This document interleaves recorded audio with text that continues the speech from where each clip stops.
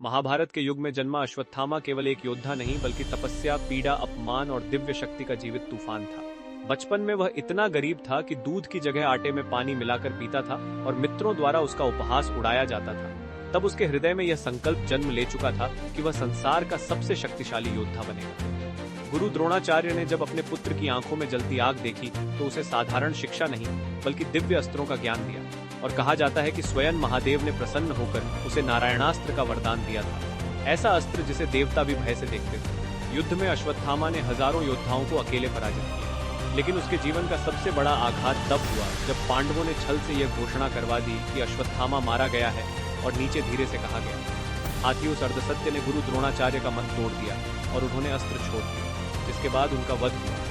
जब अश्वत्थामा को अपने पिता का सिर कटे हुए शरीर से अलग पड़ा मिला, तब उसका हृदय मानव नहीं रहा, वह प्रतिशोध की ज्वाला बन गया। उसने प्रतिज्ञा ली कि वह पांडवों के वंश को ही समाप्त कर देगा। उसी अंधेरी रात जब सभी योद्धा युद्ध से थककर सो रहे थे, अश्वत्थामा शिव का स्मरण करते हुए कौरव शिविर में नहीं बल्कि पांडवों के शिविर में घुसा और सोते हुए द्रौपदी के 5 पुत्रों का संहार कर दिया। न कोई युद्ध, न कोई चेतावनी, केवल रक्त और चीखें। वह उनके कटे सिर लेकर द्रौपदी के सामने खड़ा हुआ और कहा कि आज उसने बदला पूरा कर लिया है। उस क्षण पूरा शिविर शोक और क्रोध से भर उठा। अर्जुन ने उसका पीछा किया, दोनों ने दिव्य अस्त्र छोड़े और जब ब्रह्मास्त्र आमने सामने आए तो पूरी सृष्टि के नष्ट होने का संकट खड़ा हो गया।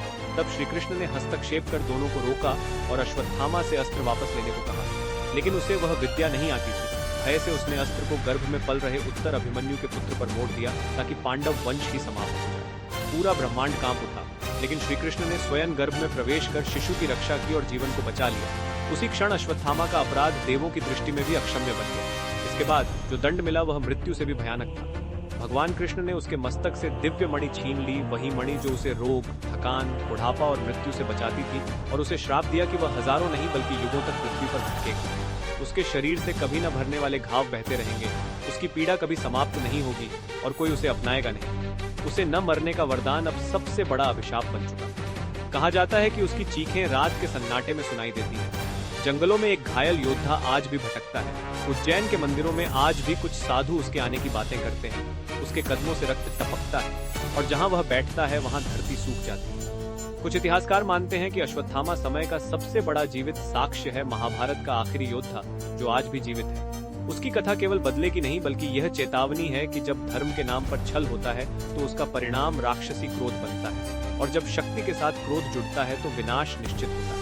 अश्वत्थामा ने न्याय नहीं बल्कि प्रतिशोध चुना और वही उसकी अनंत पीड़ा का कारण बना। आज वह न कौरव है, न पांडव, न योद्धा, न मानव, केवल एक चलता फिरता श्राप है जिसे न स्वर्ग स्वीकार करता है न मृत्यु। शायद इसी धरती पर कहीं वह आज भी भटक रहा है, समय से परे, इतिहास से बाहर, अपने पापों की सजा काटता हुआ। अगर आपको ऐसी रहस्यमयी और ऐतिहासिक कथाएं पसंद आती हैं तो चैनल को सब्सक्राइब करें और कमेंट में लिखिए अगली कहानी किस महायोद्धा पर सुनना चाहते हैं।